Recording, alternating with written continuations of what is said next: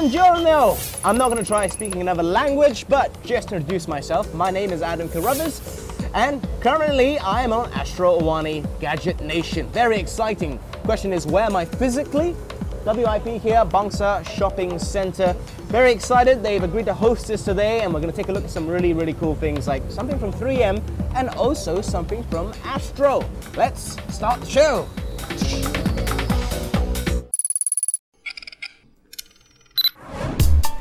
Apple unveiled the new generation iPhone with noticeable enhancements. It comes with a faster performance, slimmer profile, lighter, bigger screen, and with an abundance of new features. While some analysts commented that the new iPhone lacks a certain wow factor, some analysts remains positive, speculating that the iPhone 5 may bring new customers into the Apple ecosystem. Apple's ability to attract new customers has faltered over the last quarter as the iPhone 4S has been outspec'd by more recent flagship products from Samsung and HTC. Having said that, whether the iPhone 5 would bring a resulting leap in market share for Apple, it is something that will be proven in coming months. Alongside the new iPhone 5, Apple unveiled the latest iPod Touch and iPod Nano that comes in a selection of colors. The iPod Touch is sported with a 4-inch Retina display, 5-megapixel iSight camera with 1080p HD video recording, and the intelligent personal assistant Siri. iPod Nano, on the other hand, measures at 5mm. It is the thinnest iPod ever released by Apple.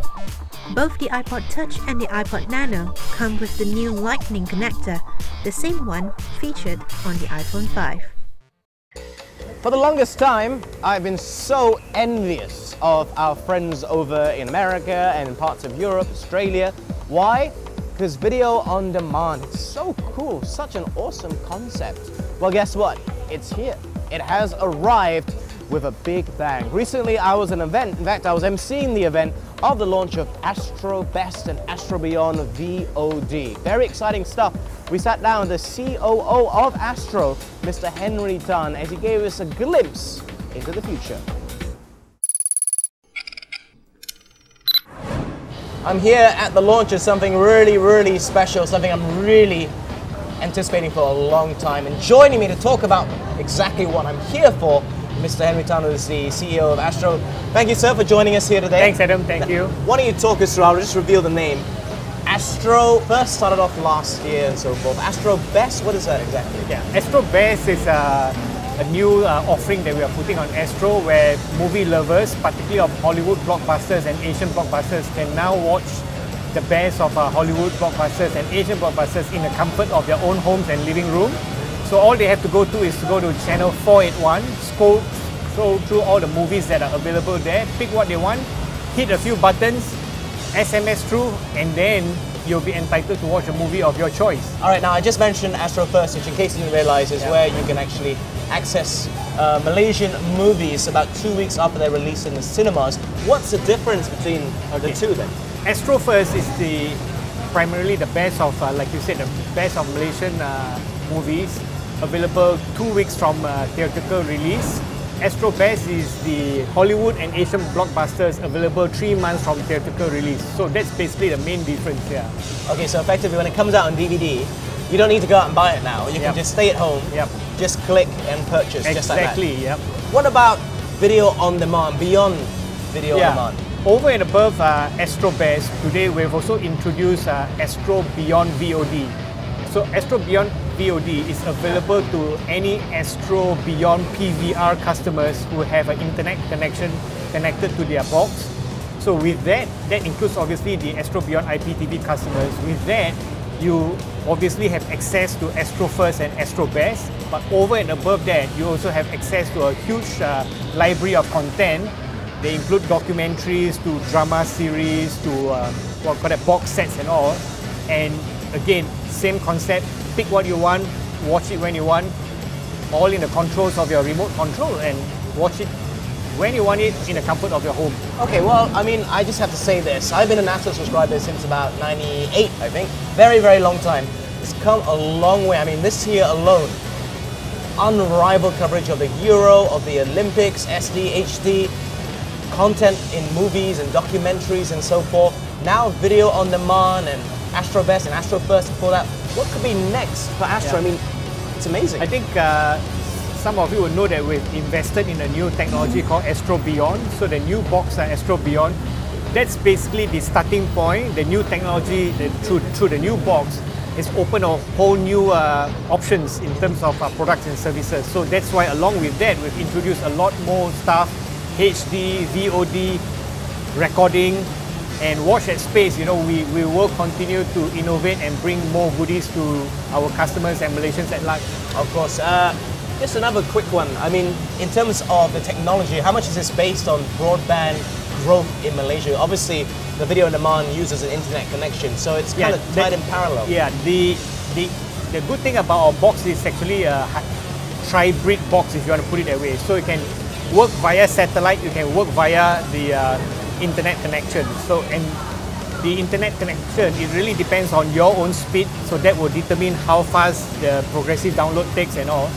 So basically, according to your own speed that you have subscribed to the internet connection, you know, you are able to download. And from what I understand, it doesn't have to be really the higher speed to have a decent service. So basically, if it's a bit slower, it just takes slightly longer time for you to download. Then after that, you can watch it in the convenience of your own time, in the convenience of your own living room. Excellent. Well, at the end of the day, above everything, above technology, content is king. I think you know that as well as I do, as do the consumers. What about some of the content available now? I mean, there's a reason why we have the Avengers and one bad guy from the Avengers here. Explain, please. The unique proposition about Astro is our job is to give Malaysian consumers and customers the best of quality content, and then it's up to the customers to pick what they like from there. That's the reason why we have lots of content offering, various packages, various price points, and basically you pick and select what you like. It's as simple as that. As simple as that. Because you may have a different preferences versus this gentleman here versus Captain America or Thor may have a different preferences in terms of their content likes or right. So basically, we let our customers pick what they like. Yes. Yeah. And I just want to add one more thing, that you can access whatever you purchase on your Astro on the go. So I guess the good thing is once you've purchased the movie through the setup box, as we call it, or some people call it Astro box, we call it the Astro setup box. The additional benefit is that you could then actually watch the same movie you have purchased on Astro on the go. So if you have already had Astro on the go, literally now you can take a movie and make it movie on the go. Exactly. And of course, all the extra features that come with it on your box would be like subtitles, dual language if possible, and so forth, right? I think those are very important offering, because you know, Malaysians, being Malaysians, we are multilingual and we have different language preferences. So the dubbing available in Bahasa Malaysia, in English and also in Chinese allows our customers to enjoy movies, and some of them feel more comfortable having subtitles because of language comprehension issues and all. So basically we're saying that's all available, you take your pick. If you want it in subtitle, you can opt for it, pick what language subtitle you want. It's all in your control. It's so simple, and just to stress, it's around 10 ringgit if you want to purchase something. Also, don't forget, Astro Best is available to everybody who has Astro in SD or HD. It works via an SMS-based system once you want to buy something. Plus, if you are using the B.yond PVR set or IPTV, you can also access the B.yond video on demand. Henry, real pleasure as always, sir. Thanks, Adam. Thank you so much. And we'll see you next time. And thank you to all of you. Yes. Yeah. Don't hit me. Ooh, that's scary.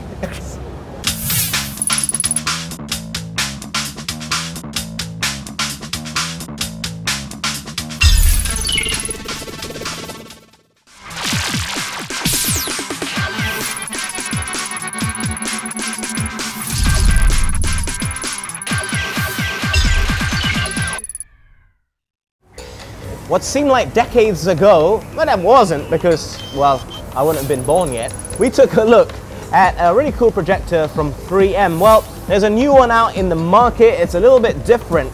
The question is, how good is it? What makes it different? And is it still a viable option when there are other ways of, well, projecting things onto the screen? Find out.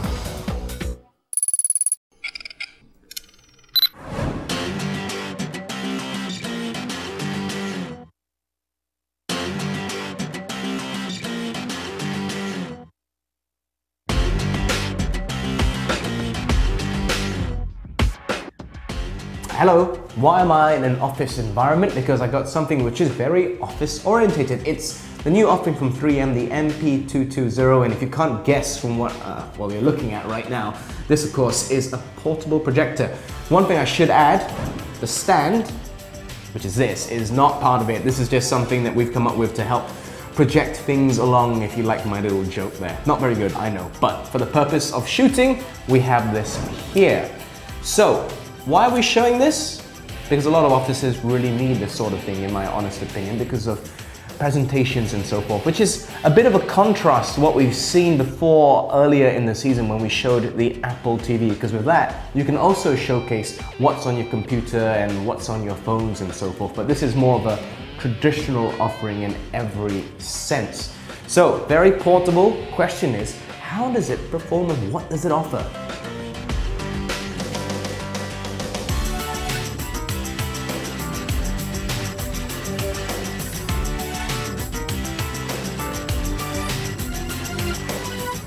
Now, firstly, let's just talk about what this has to offer exactly. It is using Android, as a matter of fact, so navigation is pretty easy. I'm looking at it right now and pretty basic. I mean, you're gonna get very hard to get confused with the setup. Do you wanna go to the gallery? Do you wanna look at some videos? That's about it, really. I mean, very basic, but very effective at the same time. We don't want to overcomplicate things, especially something as basic as this.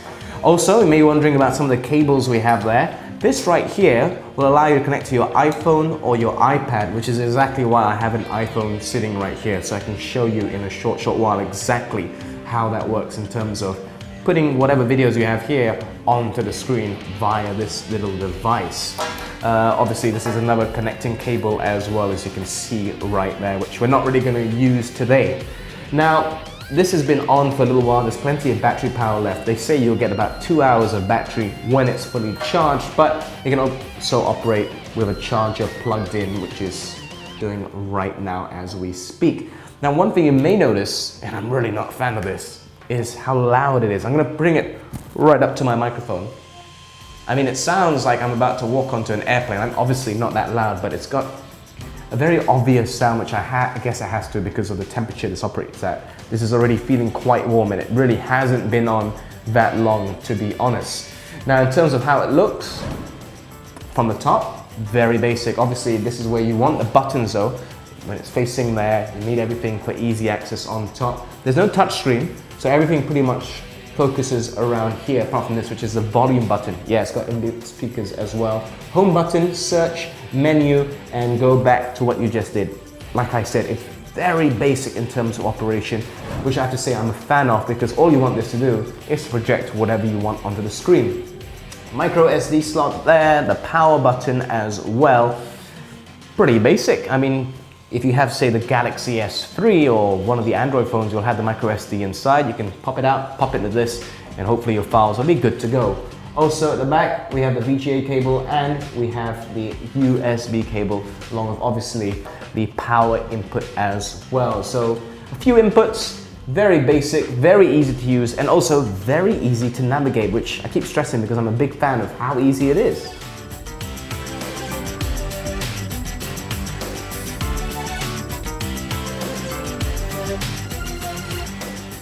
Alright, so what I've done is, the cable which I pointed out just now, let's forget about the other one. This one is now plugged into an iPhone, and I have a video which is shot on this normal iPhone. Just gonna take a look and see how it is.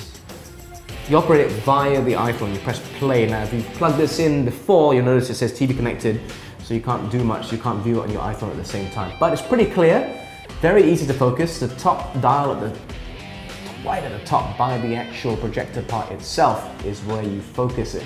And it's quite enjoyable, albeit it's a little bit small for my liking, but if you're giving a small presentation to just a handful of people, it will certainly do the job. So,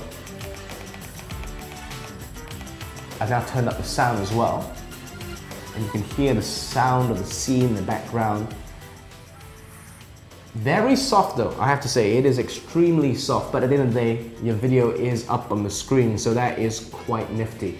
Now, obviously, you don't have to plug in a device like this. You can simply browse across, and we've got the touch dial here for you to do so. Touch sensitive, which you can also press to select. So you can just go to the gallery. These are the sample pictures. It'll be a bit blurred and it'll focus pretty fast, so I'm quite happy with that. And the images are actually pretty sharp, if you ask me. I'm very impressed with that aspect. So, what do I think in closing about this device? Well, for one thing, it is very noisy. Again, I'm just going to bring it to my microphone. Very noisy indeed. So, at the same time, in terms of the screen size, yes, you'll be giving a very small presentation given the size of the projection, but at the same time, with a small audience, they're really going to pick up on the sound, which is whirring away inside this little device. Overall though, it's very portable. That's the key thing. That's what the purpose of this is, the MP220. So in that aspect, it certainly does its job, and it's got a 2-hour battery life, so you don't even need to bring the charger with you half the time. Just make sure it's off. I would say it's definitely a fun little device for work purposes. Obviously, it's not a play tool.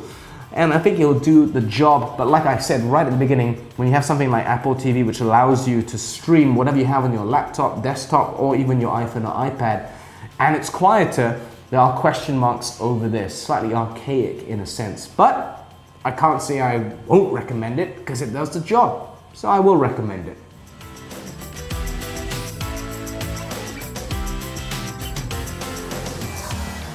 So what do I think about this in closing? It's a great little device, but like I mentioned earlier on in the episode, well, earlier on in this segment rather, Apple TV, which we've seen, is a lot cheaper than this, and it's a lot quieter. It allows you to just stream it, no wires needed whatsoever, from your iPhone, iPad, computer, desktop, laptop, whatever. So that obviously is a big plus point in terms of having a media streaming device like that. However, this has its purposes. It is for a projector. I'm not a big fan of the sound. I'm going to bring it here again. Hear that? Very, very loud indeed. Big minus point in terms of sound, especially when you factor in that the projection size itself on the wall is not very large. Yes, you can bring it further back and it does get bigger and you have to refocus, but it still loses its sharpness. When it's closer, that's when you can really appreciate the quality, but the size of the projection diminishes, so that is a bit of a minus point for me in a sense. But I have to say, the picture, however, is rather smashing at the end of the day. It has its purposes, and it only has one purpose: to project stuff onto the wall.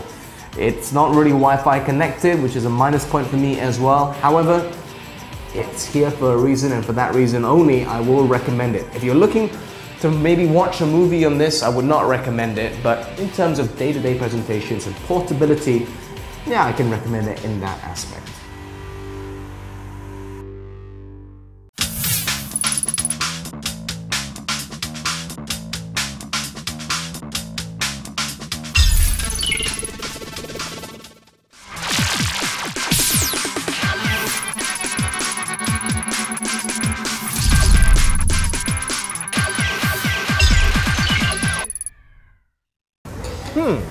What hobbies do I have? Let me tell you a little bit about me. I love football, I love comics, I love movies, but I also love video games. But there are so many on the market, on so many different consoles, it's kind of hard to keep track of some of them, but we're hitting the point now, and that's the time of year when a lot of games start coming out, like FIFA, etc., which I'm really excited about. But for all the other games, I rely on one man. His name is Avery.